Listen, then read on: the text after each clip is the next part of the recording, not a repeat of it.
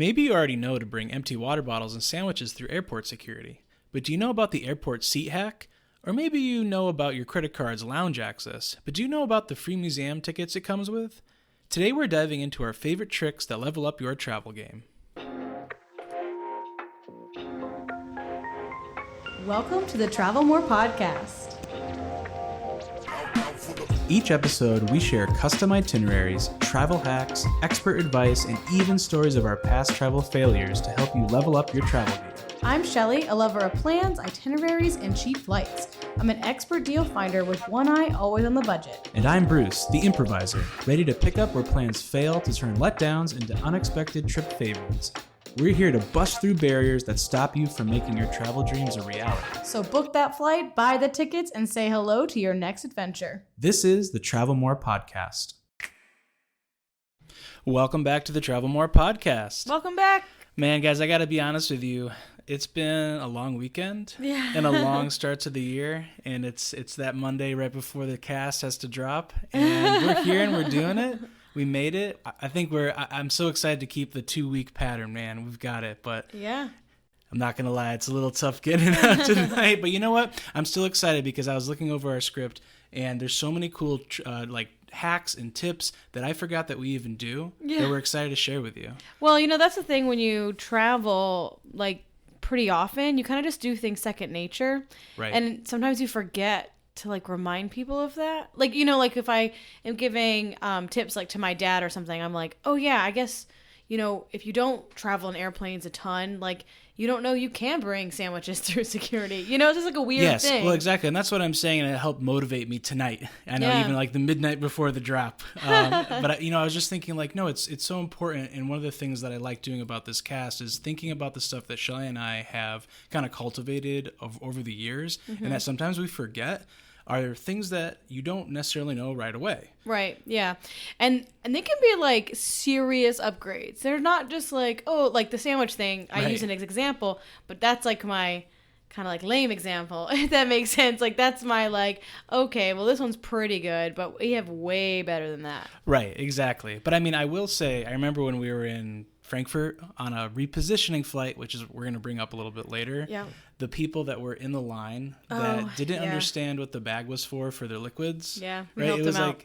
And I thought, that definitely was me at one point in life. Yeah, and, it was me not that long ago. Yeah, it was you not that long ago. The first time you flew was 10 years ago. Yeah. But I'm only 31. I am only 31, so 10 years ago is 21. I didn't grow up flying or traveling like a lot of people. Yeah, you don't. I did it as an adult. You don't start knowing these things, and you shouldn't be embarrassed or, I don't know, concerned if you are not used to flying or maybe taking a road trip. That's the biggest thing I think is when people talk to me and they're like, okay, this is a dumb question, but, and I'm like, no, it's not that dumb. Why would it be a dumb question if you don't travel that often? Right. It's it's almost like they're like, don't laugh at me, but, and it's like, no, what? That's ridiculous. Right. And honestly, that's a good point too, because it's like cooking. I think with social media now, and you can spend all day watching other people do stuff you wish you did more. Mm-hmm. And it's hard to get started because you want to be perfect at it. And more than ever, the amount of I think cooking is a great example because there weren't that many shows on TV, but now all over Instagram, there's so many people cooking that you feel like if you don't know how to cook a steak, who are you? Yeah. But anyway, just a sidebar. You digress. Yeah, I digress. So let's get back into some of our tips today. Okay. So we're going to start, this is not the best one. So if you're I already know these, really stay tuned because I think we got some good ones. But the first one is packing tips. So, you should always have your charger, meds, and a snack in your personal item, always. Also, just on a little aside, you are always allowed a personal item on a flight. I've never seen a flight where you're not allowed a personal item, and that is different than a carry-on. Right. And Frontier, and probably Spirit, will continue to tell you, if you are going to bring a bag on the flight, we will charge you. But they actually won't. Yes. They literally gave me that warning 5 times. I feel like your mom kept being like, oh my gosh, I have this bag. And I was like, that's a personal item. They're almost trying to scare you into buying your carry-on. But it's no, you're allowed a personal item.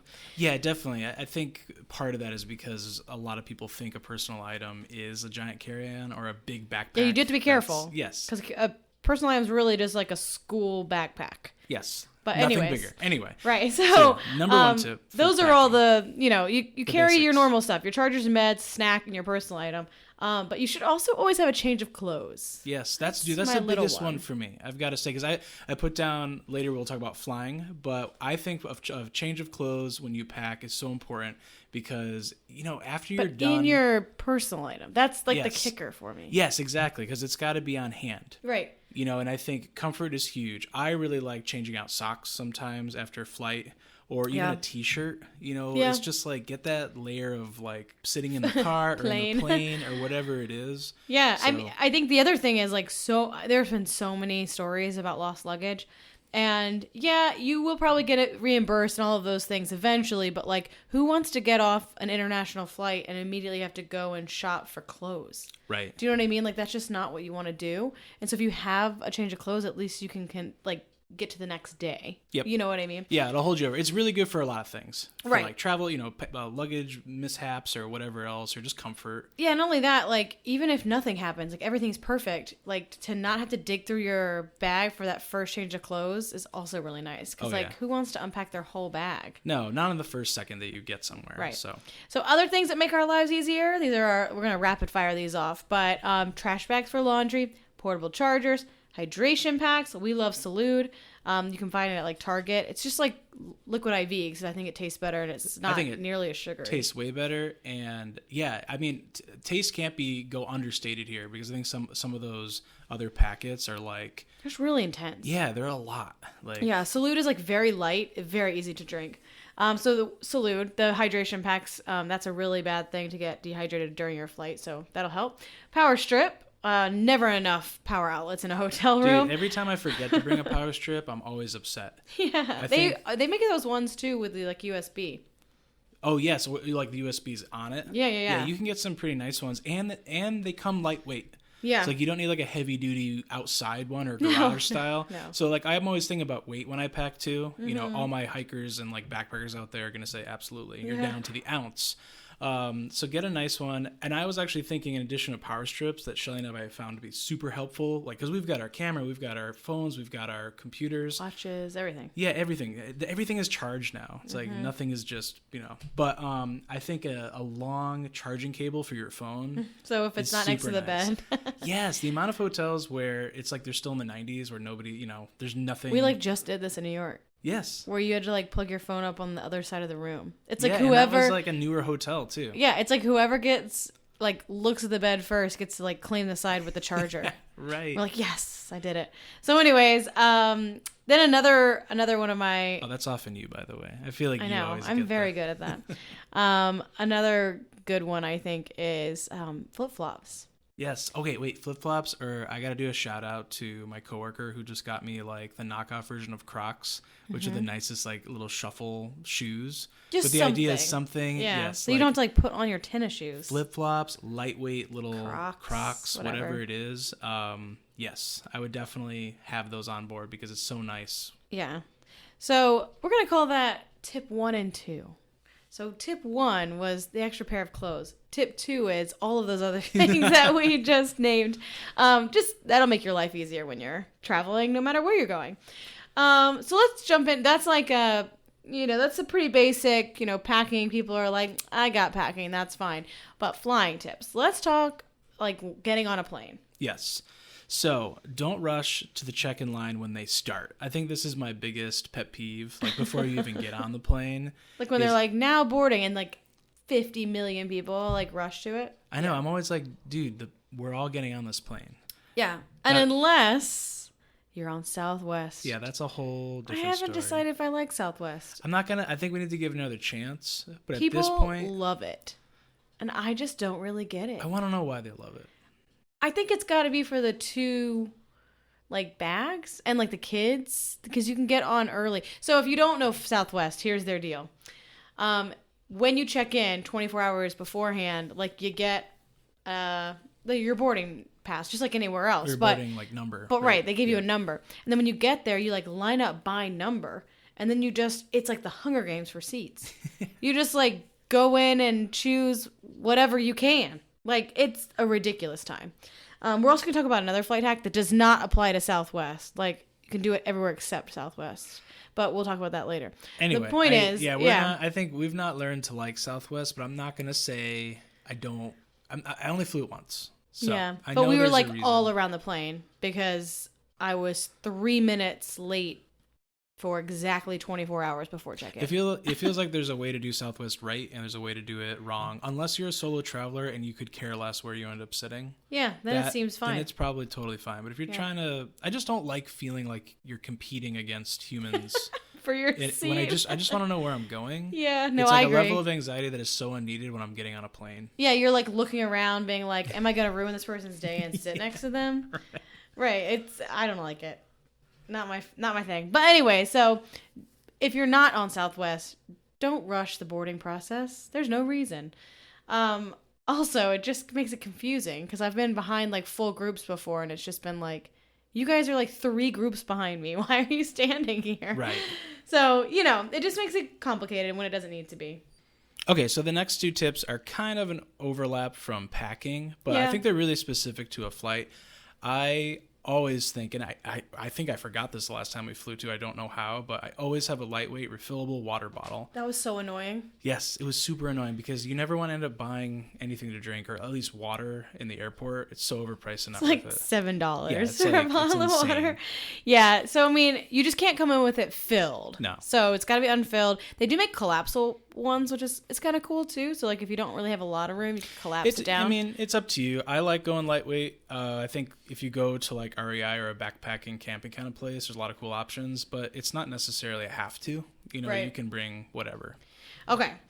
And then, our other like packing tip is that just when you go, remember the best way to dress for a flight is in layers. Yes. Because sometimes a plane is super hot, but more often than not, it's cold. Like they purposefully do it cold. So I think that no matter what, if you're in layers, you're set. Yeah, I think simple, cool layers, like stay away from a ton of belts or any kind of like, just like sweats, I would say. Shorts. Yeah. Okay. Those were like general tips. I mean, we're still in flying tips right now, but now we're like getting to the good stuff. This is like actually good tips. Those were like basic. Those were like, level 1. I was about to say, this is level 1. Let's escalate this. I think we're skipping intermediate. I think we just go all the way. Right to expert. First of all, diamond tips. Repositioning flights. I was talking about this just recently, actually. So repositioning flight, and I think we've talked about this in general. In fact, in the last one, I think we talked about. But it's worth bringing up again because I don't know that everyone 100% kind of gets it right away. I know I didn't. Yeah. You have to kind of do a little bit of logistic thinking. Yeah, it definitely takes a second. So I'm going to use Memphis because it's not a very easy airport to fly out of. We're too lucky over here with like JFK and Boston. So let's use Memphis because it's not an easy drive. So if I were flying out of Memphis, there's not a lot of great flights out of Memphis in terms of like cheap flights. And you can save hundreds of dollars from flying out of Atlanta. Yes. So, hundreds. Yeah, it's not, you can't say it enough. Yeah, right. And you can probably find a Spirit flight to Atlanta from Memphis, like an hour flight. You literally probably find that for like $40 or something. Yep, jump on, jump off. Right. And it's literally an hour and a half. Like you barely get to cruising altitude before you're going back down. And so it's not like you're going to suffer in Spirit or Frontier or whatever. It'd be a very easy flight and it will literally save you so much money. And chances are you're going to end up going to Atlanta anyways from Memphis. Right. Like you're going to fly there. You're just going to pay for that leg. Exactly. Like 3 times as much. So repositioning flights work that way, but they also work, especially if you're trying to get like, you're trying to splurge and do a business class, you're trying to do it on points, flying to a hub from another hub. So for example, we were going to Copenhagen. I know we mentioned this already, but we went to Copenhagen and we were trying to fly back. We wanted to fly business class. And so instead of flying back from Copenhagen, we flew back from Frankfurt because Frankfurt to New York is a huge flight that happens like dozens of times a day. So I knew that the options there were going to be a lot better for prices and for itineraries. And so we flew overnight to Frankfurt, was for 6,000 points. Yeah, it was a quick one, too. It was quick, Super yeah. cheap. It was like an hour, again, another hour flight. We did stay in a hotel that time, just because we were already going late. It made it easier. Yeah. So that, if you're going to do something like that, you do have to put that into your, like, vacation time, which may not be worth it to you. But if you have a little extra time, it was, like, thousands and thousands of points cheaper. Yes. So it would have been hundreds of dollars cheaper. Well, I think it was totally worth it just to have, after a long trip, like just taking one extra night to like have an easy way home. And, you know, you were thinking you could do this with points and miles, or you could do this without. But that's a good example of like we made a huge redemption on points and miles. And I think our trip home was one of the most relaxing and like less stress-free. It didn't feel like you're having a great time and then all of a sudden it's like, oh God, I got to get to the airport super late or super early, take this red eye and be uncomfortable and then wake up. I felt like I was ready to go when we were back in New York, and that has never happened to me. Yeah, and trips domestically, like within Europe, are so cheap that it's worth looking into repositioning flights. Like even without points and miles, like you can get so like under $100 pretty easily. And if it's going to save you hundreds, or it's going to be a nonstop flight, or you can even add, this kind of goes in the next thing, it's like you can make a layover even. So like if we were really interested in Germany, we've been to Germany quite a few times now, but like if we wanted to, we could have flown earlier to Germany, had the day in Germany, and then flown back. You know, it's like a little bonus. You could definitely, you could add on. Kind of like we did for New Year's Eve. Well, that's kind of where I was going next, is that layovers, I know, again, we've talked about this, but layovers can definitely be your friend. Do not be scared of the layover. Yeah, do not fear the layover. But also don't fear leaving the airport. I think a lot of people get nervous and don't want to leave the airport, but if you have hours to kill, like, leave the airport. Yes. You can absolutely leave, have a great time, and come back. Well, especially if you know that you're in an area where like you're staying within the EU. Yeah. And then you don't have to go through like customs again. Because you're still, it's like traveling in the United States. Yeah, I mean, you could do a quick search just to see like, you know, leaving the Heathrow airport, and people will talk all about like, is it difficult? Is it easy? That's how I found the free tours in Qatar. You know, like there's a lot of different airports that do things because they want you to leave. I mean, it helps their economy. Yeah. To leave and get an extra tourism. Yeah, Qatar does it. Iceland does it. I'm sure there's others out there. Yeah, there's tons. So layovers can be your friend. Don't fear the layovers. And maybe even create your own layover with that repositioning flight. That's like a double whammy. All right.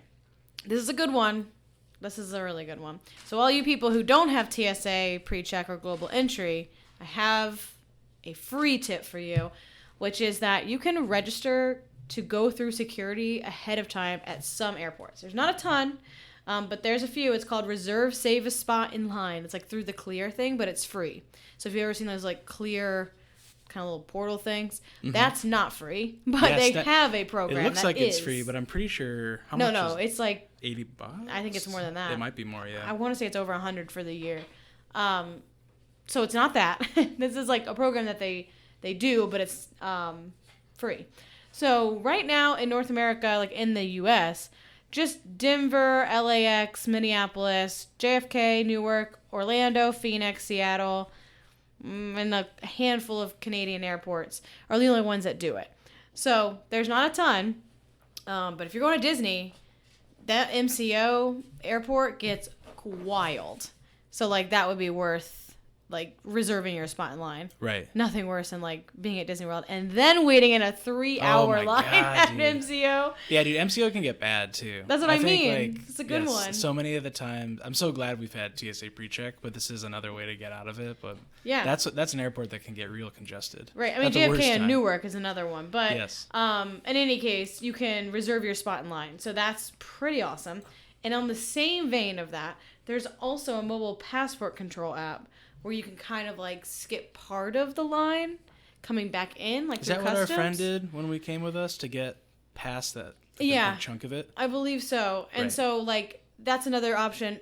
Both of these options aren't quite as good as like global entry and TSA pre-check, but if you don't have them or you're flying with someone who doesn't, it's a good way to kind of it mitigates bypass some of that. Exactly. Yeah. So both of those things are, I mean, that can be a game changer in some of those places. Absolutely.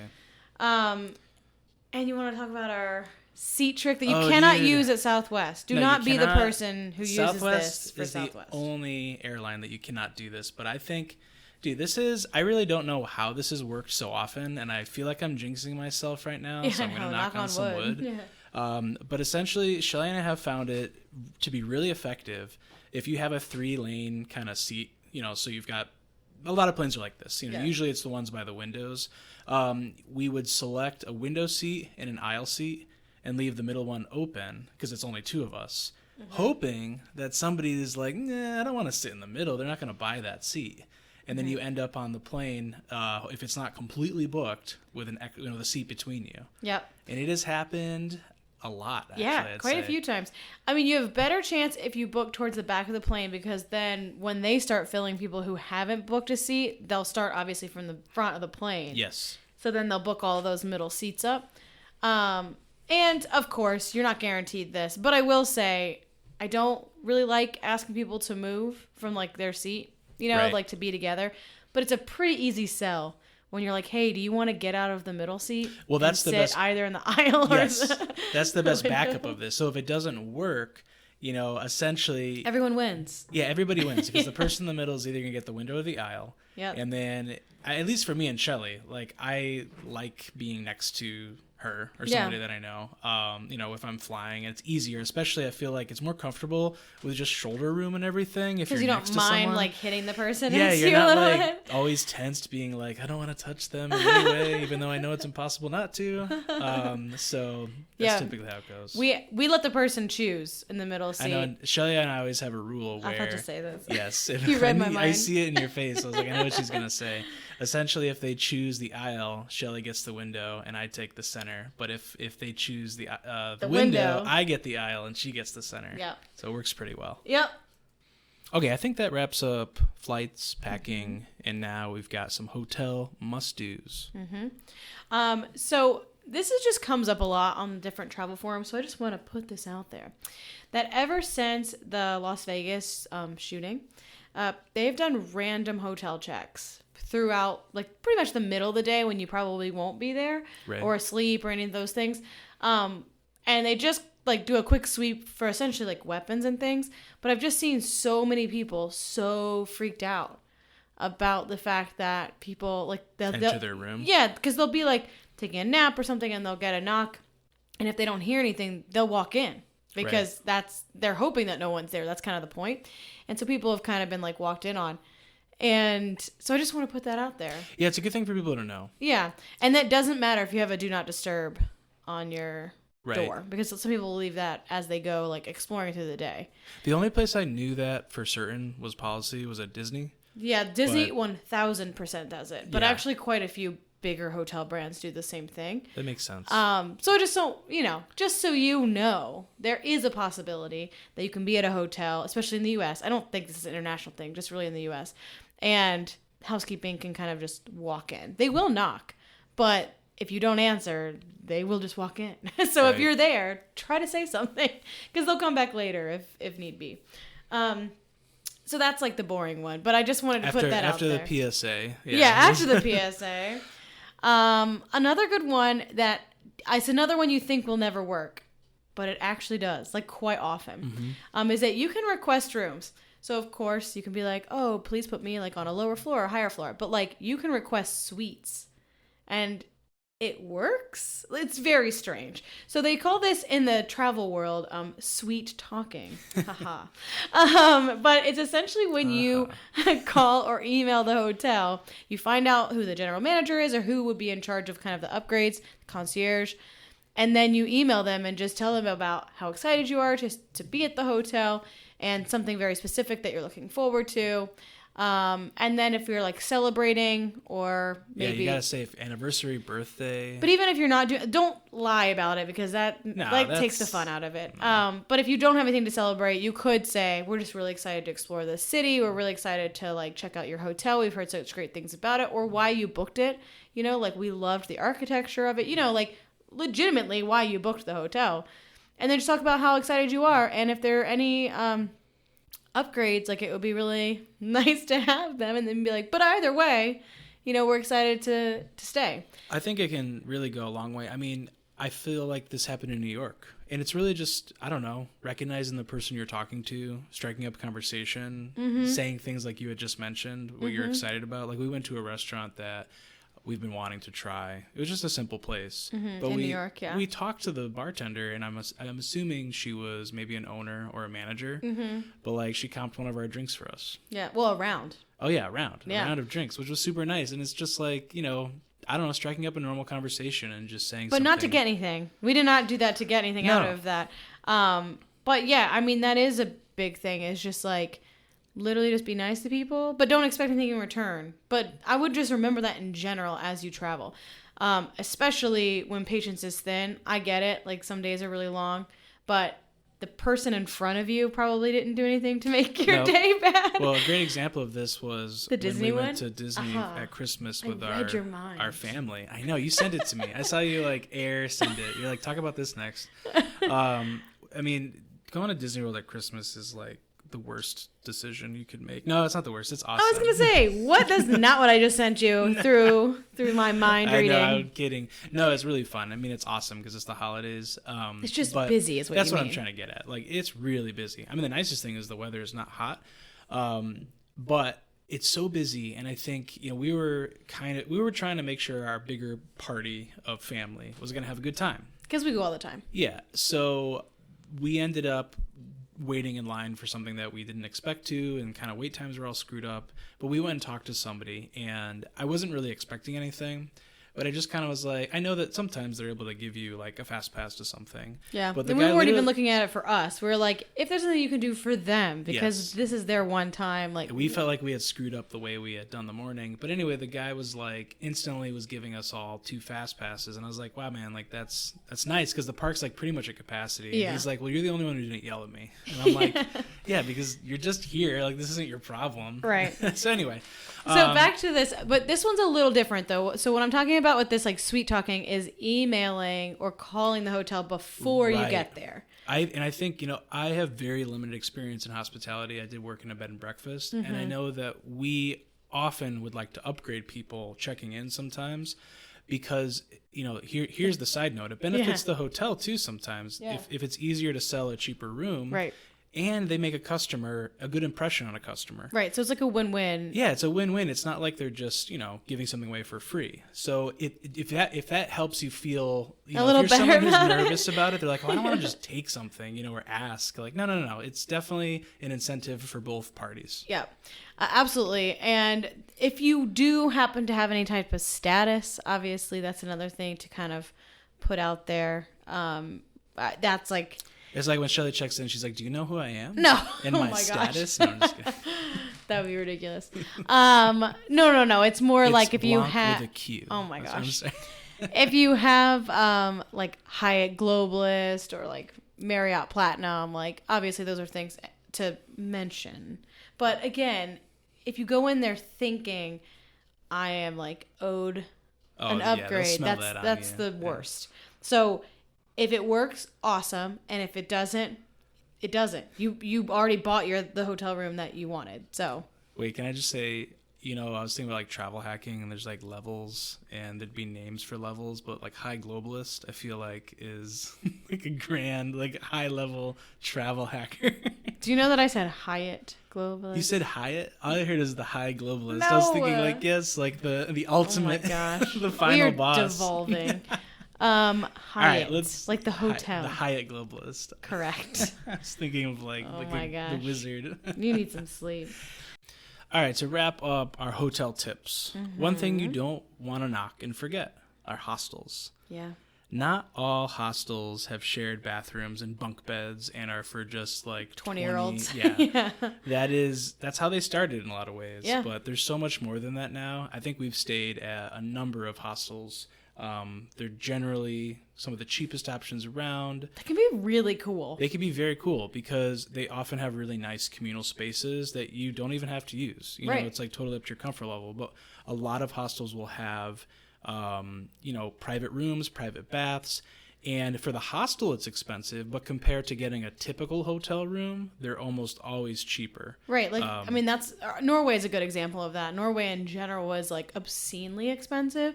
And we stayed in a hostel that was beautiful, or the area was beautiful. The hostel was fine, but the area was beautiful. And we had 4 beds, actually. Of course, we only used 2 of them, in our own room, own bathroom, little desk, everything. And it was like a third or less of what a hotel would have cost. And it was our own private, everything was private. Yep. Bathroom, everything you would expect, the same as a hotel room. And then they had like a communal space with a full kitchen and like our own spot in the refrigerator.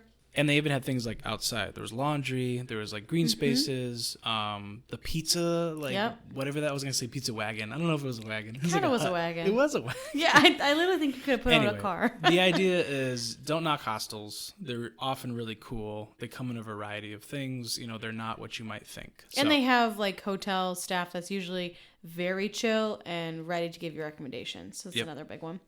So I want to call that 5 and 6. So let's wrap it up with our very last little chunk, our number 7 expert tip with it. Yeah, in road trips. Yes. So sorry, I jumped the gun. It's okay. You're just so excited about road trips. I am so excited about road trips. I do think, speaking of road trips, I think that's going to be our big trip this year. We've kind of gone back and forth on it, but I think some type of road trip again. Well, and not to give anything away, but I was very inspired by the travel conference in New York this weekend because we learned about some destinations in the U.S. that I didn't really think of, especially camping opportunities. So you have a secret project that Bruce is trying not to give away. I'm not saying anything more, but I'm excited. So anyway, speaking of road trips, our number 1 tip is we call it chunk it into 4s. And what that means is every 4 hours we stop and do all the things. So we refill our gas, we get food, and you go to the bathroom, like all those things. And we change drivers. All of those things every 4 hours. And usually that's for us like good to go. We're also teachers, so like we always have to go 4 hours without going to the bathroom. So some people might be like, that's way too long, and that's fine. But if you can do those other things every 4 hours, it will make your like the amount of times you stop, it will decrease them exponentially. Yeah, I think the key is to avoid having to stop and stop and stop and stop because it's going to make the trip feel like forever. Right. 4 hours is about the max I'd say you'd want to go without stopping. We could probably push it a little bit more. We sometimes go 5 hours, but depends on your car too. If we're going like highway, the idea is you want to try to chunk out your drive so that you're being efficient with your bathroom, gas, and food stops. Yeah, because if you stop for gas and then you're like an hour and a half later, you're like, now I'm hungry. Then you stop again. And then an hour and a half after that, you're like, now I have to go to the bathroom. You know what I mean? And then all of a sudden, an hour and a half after that, you're like, I have to get gas again. Like, that's what makes it forever. It feels awful. Oh, my gosh. So I would just consider your party. If you've got young kids and you obviously 4 hours is a little long. Yes, and you're going to need to stop longer, then just do quicker, maybe every 2 hours or however long you think. But try to do it systematically. And when you stop and your kid says, I don't have to go to the bathroom, it's like, no, we just all go to the bathroom. Yeah, like this now we're all going. It's like, no, that's fine. But like, just because you don't feel like the urgency, we're all going to take a little potty break. It's like I work from preschool to high school in all different kids. Yeah. And the best thing in preschool is everybody goes to the bathroom on like a schedule. And it's like, no, you go now. Everyone's just going. Try. Yeah. So it's okay. I'm giving you permission. Yeah. All of you parents out there, just tell your kid you're going to go and try. Yep. So yeah, that's kind of a big one. I think if you can, one of my best tips about road trips is that systematic stopping and rotating a driver. Another one would be to bring a cooler. Yeah, the cooler is a big one. Yeah, bring a cooler. It's easy to get ice. If you want to get a nice cooler, get one that can drain on the bottom. Yeah. So it's easy to replenish the ice. But it's so nice to have stuff on hand. Now, that being said, because it keeps drinks cool, watch how much you're drinking coffee and like water, or else it's going to screw up your system of every 2 to 4 hours stopping. Yeah. So yeah, bring a cooler. That's the cooler one is like just a quick little, like, that's also saved us many a times when we went to, like, I feel like we were driving to Montana and literally we were like, where is there to get food? And it was like nowhere. Yep. I've never seen that on a map. Well, that's when we survived like peanut butter jelly, bologna, and mustard sandwiches. Mm-hmm. And it saved us because we were starving.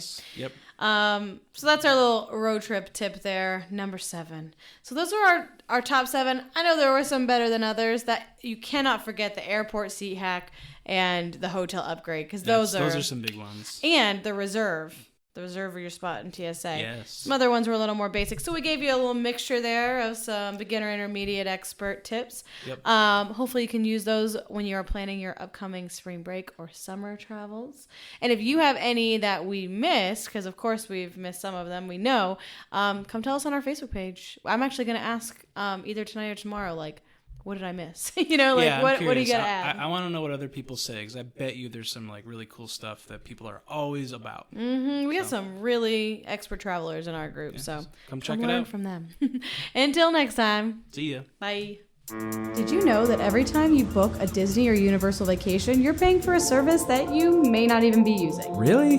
That's right. Travel agent costs are added to your Disney or Universal vacation, whether you use one or not. So you're telling me that I'm paying for something even though I'm not getting the help? You got it. So next time you want to book a theme park vacation, make your money work for you. By booking with Magic Pass Travel, you'll get our expertise and years of experience without paying any extra and while supporting a small business. Check out our show notes to find our contact information. Can't wait to help you plan your next adventure.